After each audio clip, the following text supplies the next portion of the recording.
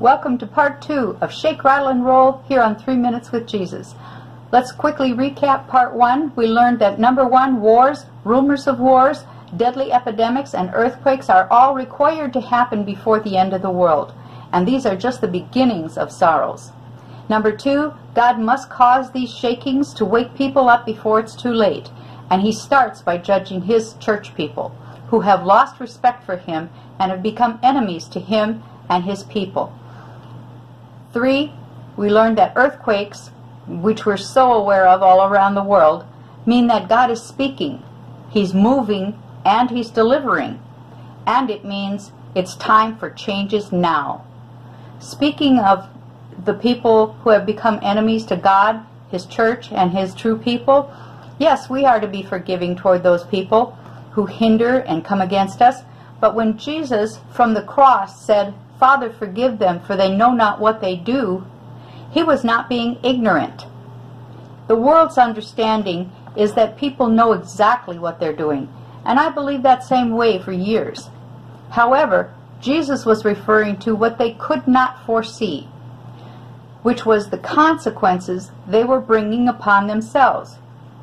That's what they didn't know and realize. It's our responsibility to forgive and pray for people like Jesus did, because they have no idea what they're causing to come upon themselves when they do what they do. And it's never pretty. I've seen it over and over. This is where God makes things rattle. Let Him be your avenger. He knows how to bring the wicked down. You may ask, I thought we were talking about church people. Did you know there's wicked ones in the church too?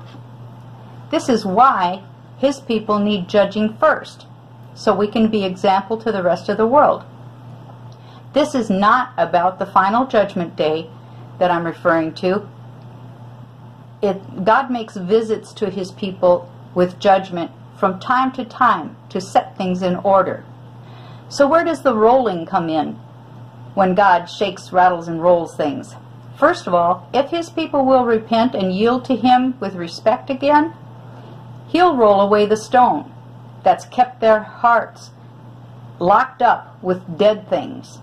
Just like He rolled away the stone from the tombs of Lazarus and Jesus, He does it so that life can come forth again.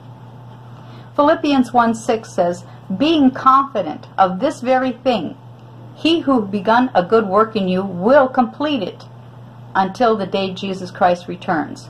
He never gives up on His people, but He is faithful to make sure that we are on the right track. So God will visit His people with judgment. And let me point out that judgment means weighing the facts to make a quality decision, not always automatically condemning, as so many people think judgment means.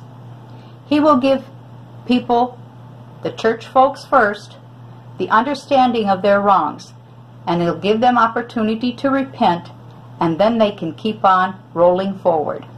Join us next time as we finish our series with part 3 of Shake, Rattle, and Roll. This is Pastor Bonnie. Shalom.